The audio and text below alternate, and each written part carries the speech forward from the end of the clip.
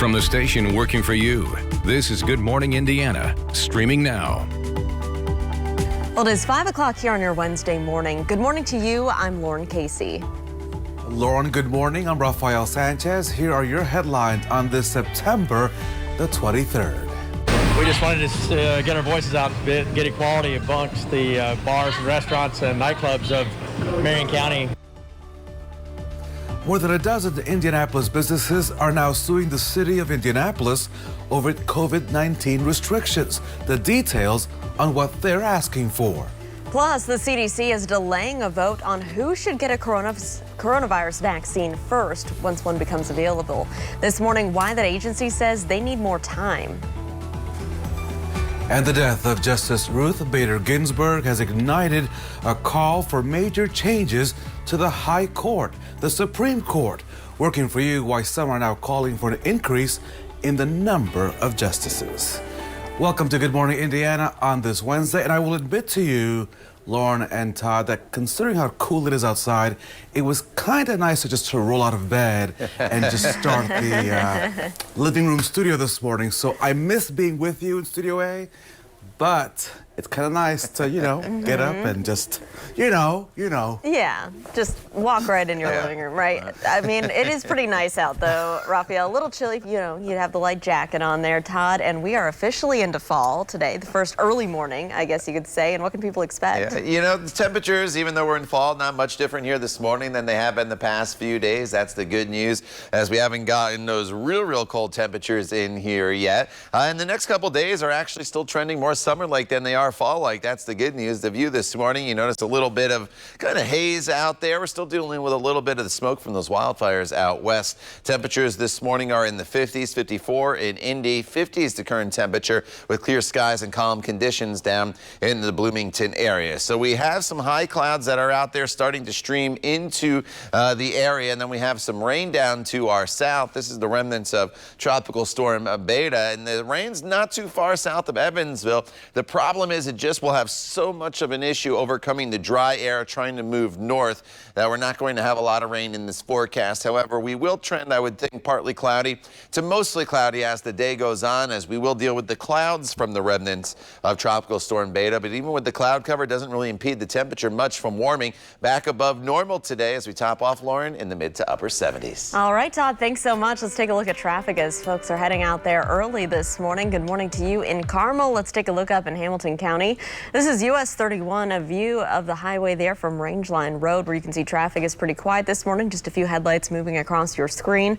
No crashes to report around the metro area at this time, so that is great news. Of course, we will continue to keep a close eye on your roads throughout the morning. The time now is 5:03. Since the pandemic started, we know bars and nightclubs have been some of the hardest hit businesses due to restrictions and other changes. In Marion County, more than a dozen businesses are now suing the city of Indianapolis and the Marion County Health Department. WRTV's Kelsey Anderson joins us live this morning with why those businesses say the restrictions are violating their rights. Kelsey, good morning.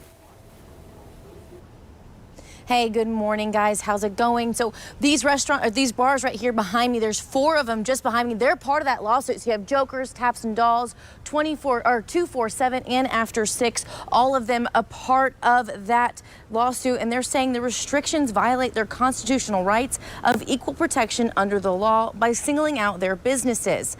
Under the latest county order, live entertainment and dancing are not allowed at bars, clubs, or restaurants. All 3 must also close at midnight. But capacity at bars and clubs is more restricted than restaurants, and bars and clubs had to shut down completely for about 6 weeks over the summer. Ryan Greb, the owner of Taps and Dolls and several other clubs, is part of the lawsuit. There's not an end in sight, and they don't have an answer for us. Mayor Hogsett wants to keep setting down these rules for us. We keep implementing them, but they seem getting more stringent as we go. Read some news articles today that 41% of Indianapolis bars and restaurants won't be around after this pandemic, maybe 4 to 6 months from now. And that's very unfortunate because there's a lot of small businesses that deserve to still be here. And if the city would help us find a way, then maybe we could have these cutback measures. But for now, you're making us survival of the fittest out here. So the plaintiffs are asking that the court find the orders unlawful. In a response, a spokesperson for the mayor's office told WRTV the city does not comment on pending litigation. However, he added, quote, Mayor Hogsett fully supports the Marion County Public Health Department's leadership and ongoing health orders, which have slowed the spread of the virus in our city and continue to save lives. So for the full list of bars and nightclubs a part of this lawsuit, you can head over to WRTV.com for more information. Reporting live, Kelsey Anderson, WRTV. Kelsey, thank you. And later today, we'll get an update from Governor Eric Holcomb on his Back on Track Indiana plan. Holcomb is expected to announce whether the state will move into stage 5 of reopening. He's also expected to discuss the statewide mask mandate. Right now, that mandate expires this Saturday, and it's unclear if the order will be extended. We're also expecting to get an update on the state's school COVID dashboard. You can watch the governor's conference right here on WRTV. We'll also stream it online for you. Meanwhile, the coronavirus has killed more than 200,000 Americans, making our country's death toll now the highest in the world.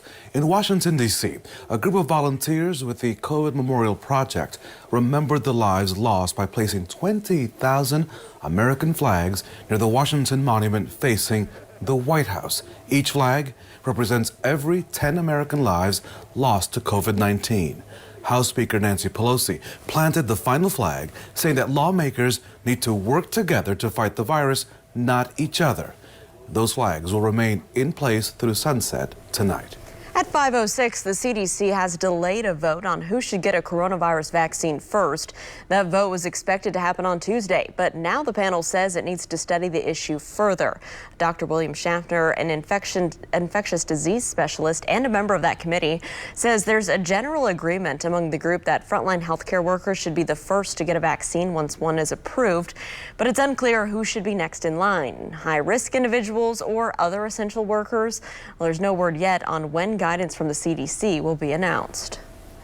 Now to our Democracy 2020 coverage. Marion County voters planning to vote absentee need to check their ballot before sending it back. And that's because the Marion County Election Board says there are some errors to that ballot. Here's what you need to look out for this morning and throughout the day. Make sure the precinct listed on your ballot and your ballot envelope are accurate. On the back of your ballot, make sure there are 2 sets of signed election clerk initials. If those initials are missing or the precinct information is incorrect, you cannot use that ballot to vote. If your ballot has an error, call the Marion County Election Board to get a new one mailed out to you immediately. Now, the number to call is 317-327-5100. Remember this, the deadline to request an absentee ballot to vote by mail in Indiana is October the 22nd. The Libertarian presidential candidate will make a campaign stop in Westfield this weekend. Joe Jorgensen will speak at Grand Park Sports Complex on Sunday from 6 to 7 p.m. The Libertarian candidate for governor of Indiana, Donald Rainwater, is also expected to be there. Social distancing guidelines will be followed and guests are asked to wear face masks. Lauren, protests, they are growing against the push to fill the vacant seat of the iconic Supreme Court Justice Ruth Bader Ginsburg. Republicans are facing criticism for reversing their position that they held back in 2016's election. Before that election, then they blocked a vote on President Obama's Supreme Court nominee, Merrick Garland, for months. Both Indiana senators, Republicans Todd Young and Mike Braun, said on Tuesday that they support hearings for President Trump's nominee. Braun says the difference between what happened in 2016 and what's happening now is which party controls both the Senate and the White House. I would look to precedent for one thing, and it's happened about 15 times in our country's history, 8 of which where the president and the Senate were in the same party. And 7 out of 8 of them, there was a nominee put forward and voted upon successfully itself. So I think, yes, we need to go forward with it, and I think we'll get a nominee. President Trump is expected to name his nominee by Saturday. Notre Dame graduate and law professor Judge Amy Coney Barrett is said to be a frontrunner. She met with the president at the White House Monday and Tuesday. She is one of 5 females being considered to replace Justice Ginsburg. It is 5:09, and the debate over whether or not to immediately fill that vacant seat left by Justice Ginsburg is also sparking some calls to make other changes to the High Court. Some Democratic senators are calling on Congress to expand the number of judges. The idea is known as court packing. It would be beneficial to Democrats if Joe Biden wins the election. Supporters of the move say the additional justices appointed during Biden's administration would offset the conservative majority, which they argue was unfairly established. Other proposals being considered would impose term limits on the justices. Justice Ruth Bader Ginsburg will lie in repose at the Supreme Court today and Thursday. The beloved Supreme Court justice died at the age of 87 last week from complications of cancer. Her casket is expected to arrive in front of the Supreme Court around 9:30 this morning. A private ceremony with family, close friends, and the justices will take place in the court's Great Hall. Afterward, that casket will be moved under the portico at the top of the building's front steps. That's when the public will have a chance to pay their final respects. The justices' former law clerks will serve as honorary pallbearers. Friday, Ginsburg will become the first woman in our country's history to lie in state at the Capitol building. A private interment will take place next week at Arlington National Cemetery. Back here at home, the creative arts community continues to find new ways to bring their craft to you. The Indianapolis Symphonic Choir hosted this free community sing-along in the parking lot of the Basile Opera Center up on the north side last night. This socially distant event included classic and patriotic tunes. Audience members were encouraged to join in, even if they were a little off-key. That's one of the things that being in a choir like this is so great for. We might feel individually a little intimidated by trying to take on some of these great pieces that were composed hundreds of years ago. But with a group of 50 or 100 singers around us all singing along, it just kind of picks us up and we join in on the fun. Well, as you can see, it was a beautiful night for this outdoor event. There are some sweatshirts and sweaters out there, but some short sleeves as well. Todd, that was kind of what I did on my walk yesterday. Started with the long sleeves and then shed that as I got a little bit warmer. It was really a perfect night out there. Yeah, you know, it was. But you have to remember this time of year, the sun's not as strong. So as soon as it starts to set, we cool off pretty quickly. So it's one of those where it's kind of tough to dress. I was talking about that with some friends yesterday because it's warm. And then all of a sudden you're like, boy, I wish I had long sleeves on. So always have the long sleeves handy for evening walks or activities as we go forward here in this forecast. All right, we keep adding the number of days to the list here, but we do not change the actual rainfall. Now almost 2¼ inches below normal with 35 days since the last measurable rainfall. This is now the longest stretch we have gone without rain since 2012. So it's been a long time since we've been this dry across the area. We need some rainfall. There's a little bit in the forecast towards the tail end of my 7-day planning forecast, but not a whole lot. As far as the kids going off to school here this morning, no issues at all. 53 degrees on average this morning with partly cloudy skies. A little more in the way of cloud cover today, though, as we get into the afternoon, but temperatures still above normal in the mid to upper 70s. The time now is 5:13. You're watching Good Morning Indiana right here on WRTV.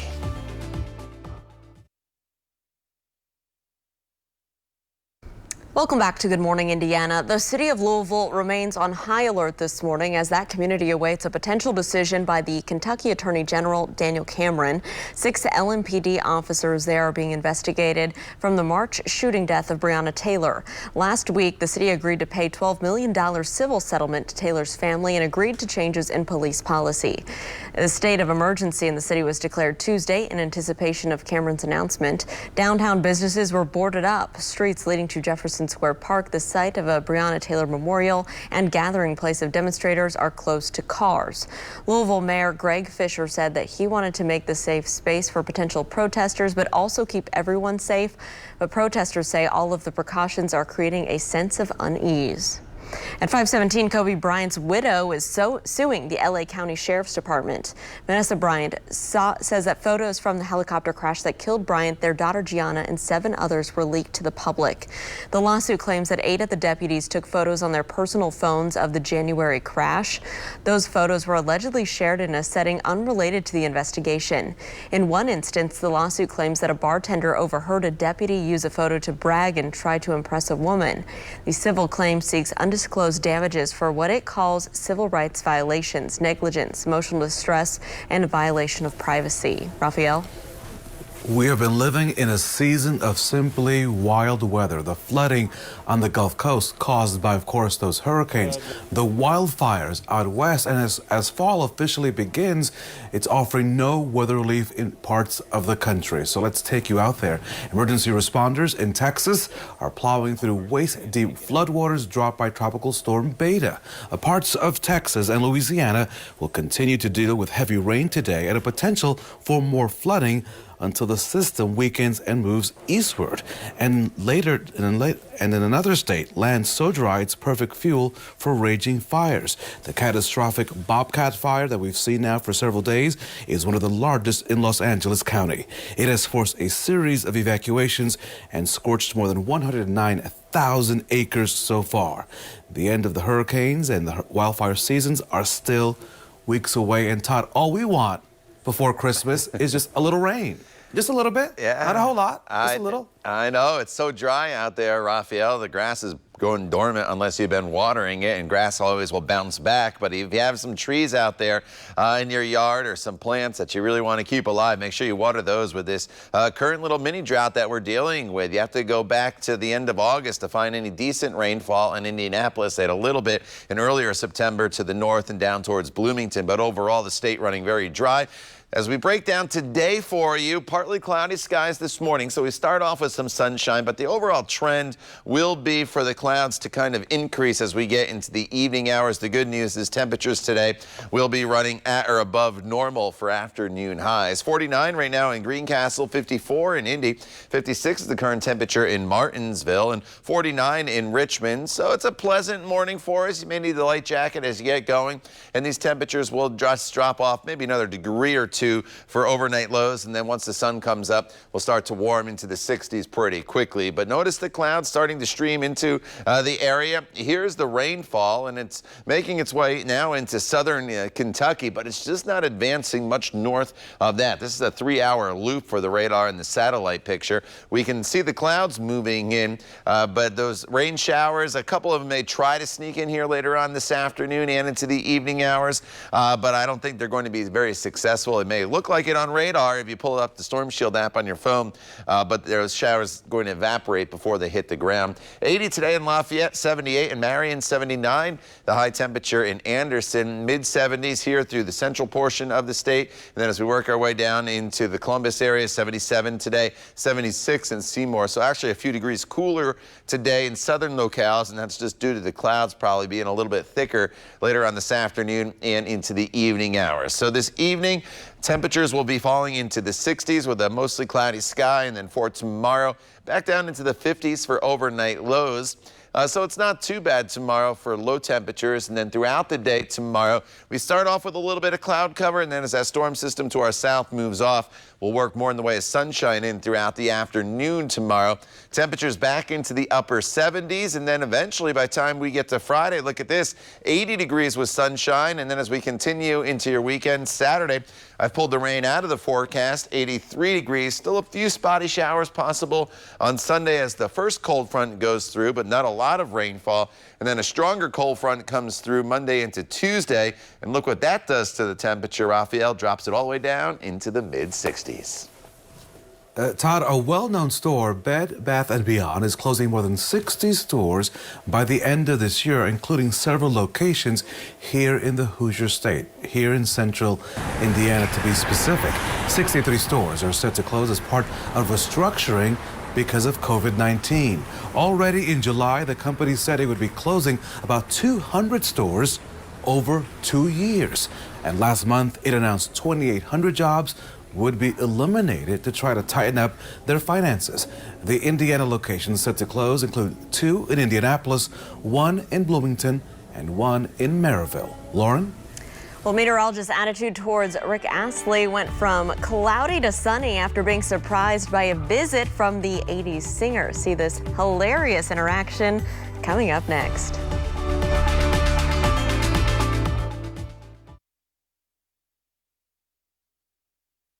Welcome back. So, Raphael, a British meteorologist, here we go. A British meteorologist's attitude towards the famous 80s singer went from cloudy to sunny after being caught by a big surprise.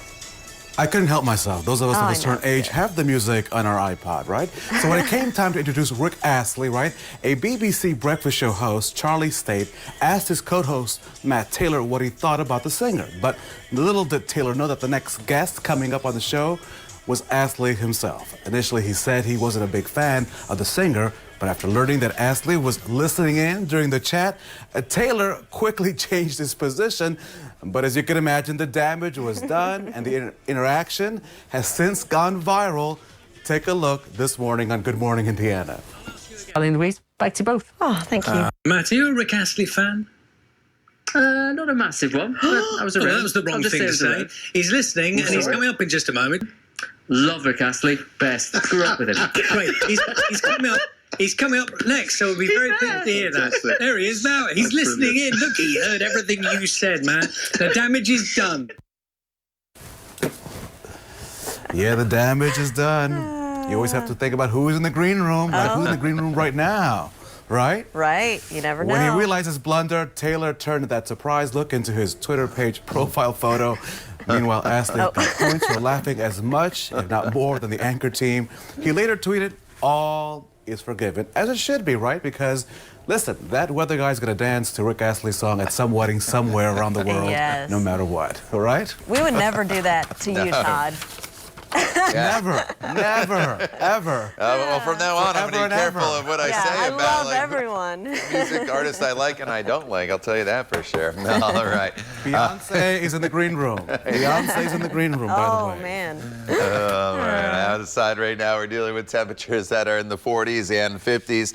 The first half of our day is brighter than the second half of our day, so that we have the best chance of some sunshine here this morning as we get into the afternoon hours. It's not completely overcast, but you'll definitely notice more in the way of cloud cover, but it remains dry with temperatures very similar to yesterday, climbing up into the mid to upper 70s. The time now is 5:27. You're watching Good Morning Indiana. Stay with us. We're back in just a couple minutes.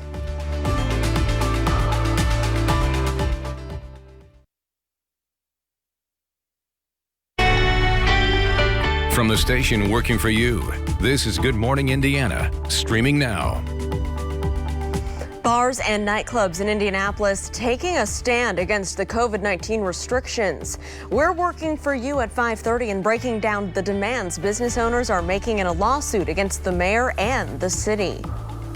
And remembering a young boy killed by domestic violence. This morning, how his family is keeping his memory alive and what you can do to bring help, awareness to the situation. Welcome to Good Morning Indiana. It is the middle of the week, Wednesday, September the 22nd. And Lauren, I'm getting used to these nice, cool temperatures. It's feeling kind of nice out there. Yeah, it is pretty nice out there. And Raphael, you haven't had to worry about any flooding by your house down there in Franklin, so I guess that's a positive. But we could use a little bit of rain. I know, we could use a little bit of rain, Todd. A little bit. Itty bitty bitty. Do you even have any water in your little creek behind your house at this point, Raphael? I don't even look back there. Okay. We don't look back there. Right. It is back there, and sometimes it comes up here. Yes. I know the little creek by my house. I walked past it the other day, and there wasn't much water in it whatsoever. And I've seen some pictures from Cataract Falls, and I went back in June, and it was flowing really quickly. Hardly any water coming over the falls right now, and that's due to the lack of rainfall. We're on the second driest stretch of weather we've had since 2012, believe it or not. Sunglasses, light jacket needed once again. You don't need the umbrella, and you could always put sunscreen on. It's time to change that, though, as the sun's starting to get a little bit weaker here as we are now into the fall season. 49 in Terre Haute right now, 55 in Muncie, 54 is the current temperature in Indianapolis. One change you'll notice today compared to the past couple days is as the day goes on, there'll be a little bit more in the way of cloud cover around. First, it's just some high, thin clouds, and then they'll become a little thicker. This is all the moisture from Tropical Storm Beta, and this is going to bypass us to the south. It looks like it's heading right towards central Indiana, but it's going to run into a lot of dry air. A couple models want to bring a few sprinkles into southern locations later on this evening. Not completely out of the question, but it's not going to be anything more than a sprinkle or two. But the overall trend here, partly cloudy the first half of the day, and then eventually this evening going mostly cloudy with high temperatures today Back above normal, though, in the mid-70s. Lauren? All right, Todd, that looks pretty good. Thank you so much. Let's take a look at your commute right now on this Wednesday morning as you're heading out on the roads. Here's a live look over at I-465 near Crawfordsville Road. This is on the west side of town where you can see at this spot, everything is traveling smoothly. Just be aware on I-465 as you're traveling northbound and you get closer to 38th Street. We do have left lanes closed at this hour, or they should have been reopening soon. This was for maintenance work that was happening near 38th Street. It looks like everything is still traveling up to speed here from our camera at I-74 and Crawfordsville Road. Of course, we'll keep you updated on any delays or any crashes out there that might slow you down. Raphael? A good morning on this Wednesday to Lebanon, Greenfield, and the town of Speedway. Let's stay here in Marion County, where several bars and clubs in Indianapolis are taking the city to court over COVID-19 restrictions. WRTV's Kelsey Anderson joins us live this morning with all of the details. Kelsey, good morning. Hey, good morning, Raphael. So more than a dozen bars are a part of that lawsuit. If you look behind me, all four of the ones you see here are a part of it. That's Jokers, 247, Taps and Dolls, and After 6. They're all suing the city, saying the current restrictions violate their civil rights. They are saying the restrictions violate their constitutional rights of equal protection under the law by singling out their businesses. Under the latest county order, live entertainment and dancing are not allowed at bars, clubs, or restaurants. All three must close at midnight. But capacity at bars and clubs is more restricted than restaurants, and bars and clubs had to shut down completely for about 6 weeks over the summer. In a press conference earlier this month, Mayor Hogsett saying this. And I promise you that Dr. Kane and her team will go full footloose on your business if you're operating as a dance club. We just wanted to get our voices out a bit, get equality amongst the bars and restaurants and nightclubs of Marion County, because the surrounding counties are out there operating it, above and beyond capacities of what the other restrictions are upon us in Indianapolis. Ryan Greb, the owner of Taps and Dolls, says it seems the COVID numbers in Marion County are getting better and the restrictions keep getting stricter. Marion County's 7-day positivity rate for all tests is 4.7%, and neighboring Hamilton and Johnson counties have 3.1% positivity rates over that same period. So we did reach out to the mayor's office for comment on these lawsuits, and they say they do not comment on pending litigation, but they did go on to say that the mayor fully supports the Marion County Health Department, their leadership, and their decisions to close and put restrictions on restaurants and bars. Reporting live, Kelsey Anderson, WRTV. Kelsey, thank you. The time right now is 5:36. The U.S. has now surpassed 200,000 total COVID-19 related deaths. Of those, 3,295 have been reported in the state of Indiana. The State Department of Health confirming 9 new deaths in their latest report. 652 new cases were also confirmed here. 112,626 total cases have been reported in the Hoosier State since the pandemic began. The Notre Dame football team will no longer play this Saturday after multiple players tested positive for COVID-19. The athletic department announced that 7 players tested positive on Monday.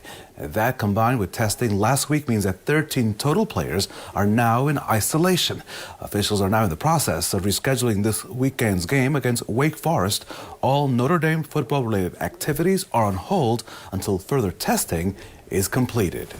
Well, the Centers for Disease Control now weighing in on how to safely celebrate Halloween during the pandemic. The CDC now recommending to avoid trick-or-treating, indoor costume parties, or indoor haunted houses. And they say do not replace your face mask with a costume mask. The agency says those activities are considered high risk. Several health experts, including Indiana's own health commissioner, have said recently that they believe those kinds of activities may be able to still go on safely, depending on the circumstances in each individual community, but that it's too early to give specific guidance. Those comments were made before the CDC issued their recommendations. Of course, we'll keep an update on what local areas decide to do. Raphael. Let us now take you north of Indianapolis. A deadly fire in Carroll County is now also being investigated as a homicide. This happened on Monday south of State Road 29 north of Burlington. Officials found a woman and a man dead, but now the county coroner says it wasn't the fire that killed that woman. Instead, the autopsy report shows that 35-year-old Anna Dunham was shot and killed before the fire. The male victim has not yet been identified, but is not believed to be involved in Dunham's death. This morning, we are remembering a little boy who lost his life to domestic violence. The family of Jeremiah Williams and the community gather every year in his honor. WRTV's Stephanie Wade, she explains that the pandemic is causing their annual domestic violence awareness walk to take on a different form. With each step, he was just an amazing child. They remember. He was more than a number. He was a person. He had a life. He had joy, excitement. The Reverend Arthur Sample and his wife Barbara. We got the opportunity to meet Jeremiah Williams. And in meeting Jeremiah Williams, we had the opportunity to have a sense of growing young again together. They raised their great-nephew Jeremiah for 8 years. Once he came into our life, it changed everything. When he was just 6 months old, Jeremiah's mother asked the Samples to take him because they say she was in an abusive relationship. But in February of 2009, she called to say she was picking Jeremiah up and that he would live with her now. 5 months later, the third grader was shot and killed by his mother's ex-boyfriend when he opened fire on the house. We know that even as I speak, someone in the world, and even in our city, is being abused even right now. So every year, to remember his life, they hold a domestic violence awareness walk. We want to bring awareness to the world to let them know that you don't have to settle for it. You don't have to settle for a situation. There are people that are concerned, that are willing to help. There are places that you can go for help. But this year, because of COVID, to avoid large crowds gathering, they're doing something a little different. As the Samples walk to remember Jeremiah in their annual domestic violence walk, they encourage you to walk in your own neighborhood at home as well. I want to reach 10,000 miles. That's our goal. Reaching people they've never reached before. It's happening in your family. It's happening in families down the street. To put the ownership on the community to demand better for kids like Jeremiah. As you're walking, think that you can do to help us to make things different, to make a change. Together as a community. Every step counts. We're just inviting everyone to take part. Stephanie Wade, WRTV. Again, as Stephanie mentioned, that walk will be this Saturday, and Todd says the forecast look really good for this weekend. You can register online right now and just walk in your own neighborhood. For more information and details on registering and on this event, go to our website, WRTV.com. So the Socket Locket is an adhesive card holder where you can hold up to 1, 2, or 3 cards securely in place. So you may remember this product and this young entrepreneur from our Hiring Hoosiers series. Katie Gelhausen created the Socket Locket product. It sticks to your phone, allows you to use both a phone grip. You can also store those cards at the same time. So we had traveled up to Elwood and Progressive Plastics where Hoosiers manufacture her product. Well, now the Cicero native is up for a really big opportunity. And she tells us this could bring even more jobs to the Hoosier state. Katie was selected to pitch her product to buyers at the 2020 Walmart Open Call. This is her big opportunity to get her product made right near her hometown onto store shelves of this big box retailer. Out of the 14,000 applications, Katie's product is now a finalist. We got to catch up with Katie over Zoom about what this means to her and what this pitch could mean to the future of Socket Locket. Sometimes the buyers do go ahead and make a decision on the spot, but usually the buyer, that's just the starting point of relationship with Walmart. Even like a regional contract, it would be huge for Socket Locket. Hopefully we have a large purchase order and hopefully we can bring a lot of jobs here to the area. Well, good luck to Katie. She's going to keep us posted on how this all goes. Her presentation will be on October 1st. She gets about 30 minutes to pitch her product. If you want to learn more about the Socket Locket and her story, you can visit hiringhoosiers.com. The time right now is 5:42. We were talking about creeks. Todd, I went on a walk last night and a creek that's normally going pretty fast near Center Grove High School. It was stagnant, hardly any water, and I've never seen it like that before. Yeah, you know, a lot of places are drying up here across the area, and here's why. Look at Bloomington, Wilmington, Shelbyville, and Indianapolis here, well over 2 inches below normal. And this is just for September. If you went back into the end of August when we were dry as well, these numbers would be even higher. Muncie and Lafayette, your numbers a little skewed because, again, you had quite a bit of rainfall over that Labor Day weekend, especially on Labor Day itself. But you've been very dry as well for the past couple weeks across the area. Today, we are going to be dry once again with temperatures today that are going to be topping off in the mid-70s to right around 80 degrees. Our average high this time of year is 75. So we are above normal once again today. And looking ahead to the next couple days, high temperatures will be staying right around 79 tomorrow, and then we'll make the jump up into the 80s as we work our way into Friday, and then Saturday potentially all the way into the low, maybe mid-80s. It's the warmest day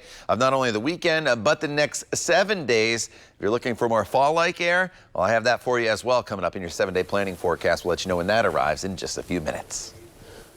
Todd, thank you. This morning, a multi-million-dollar lawsuit has been filed against the Department of Child Services. Coming up, hear from the woman filing that suit and why she says her family was torn apart for no reason.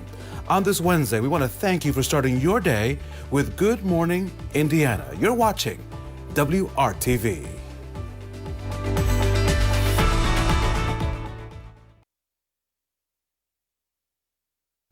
Welcome back. A family is filing a multi-million-dollar lawsuit against the Department of Child Services, accusing the agency of tearing apart their family based on false allegations and then dropping those claims.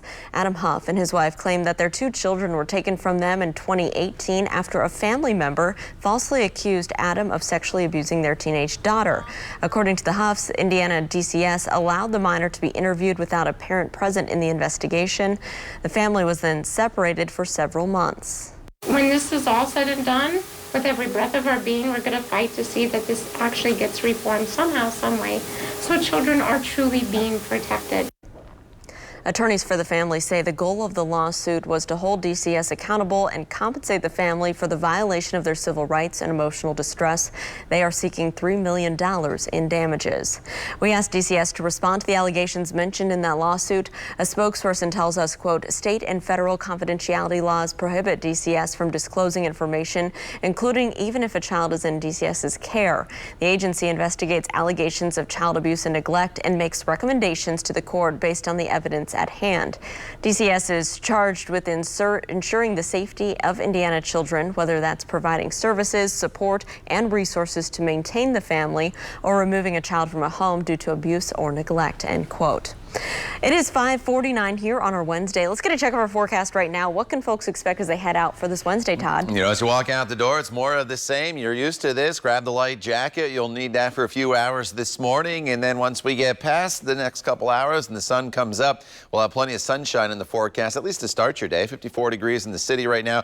Just a light wind out of the southwest. Yesterday, we were dealing with some of that haze in the sky, which was the smoke from the wildfires. And once again, we'll deal with a little bit of it for the day today. You notice we're in the light grays today compared to those darker grays, so we're basically on the lowest end of the spectrum. And as we work our way throughout tomorrow, and then this is ending on Friday morning, you can see most of that smoke is pushing off towards the east. Again, it's in the higher layers of the atmosphere, so you don't have to worry about any air quality issues, and that is good news, at least for us.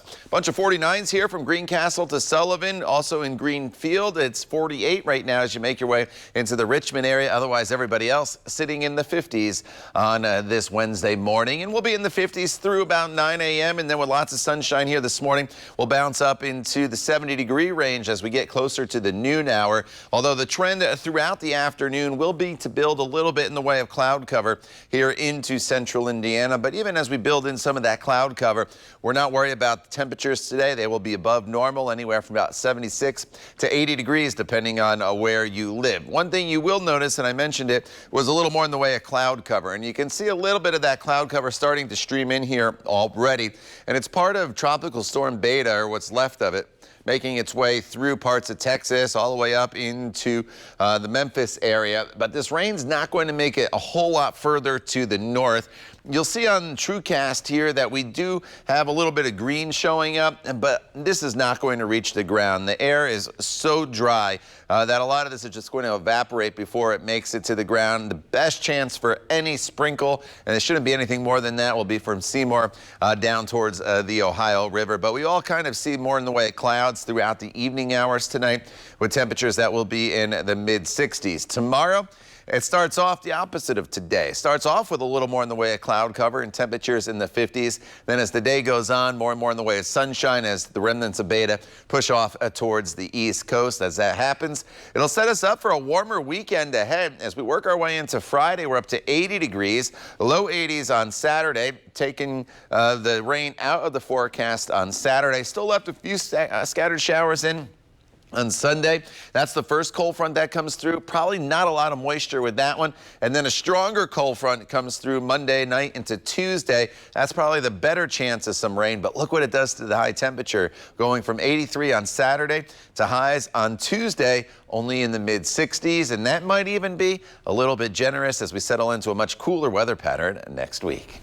Todd, thank you. So we know the northern lights, they are a sight to be seen. But coming up, the Discovery scientists just found millions of miles away. They say it's the first of its kind. We'll be right back.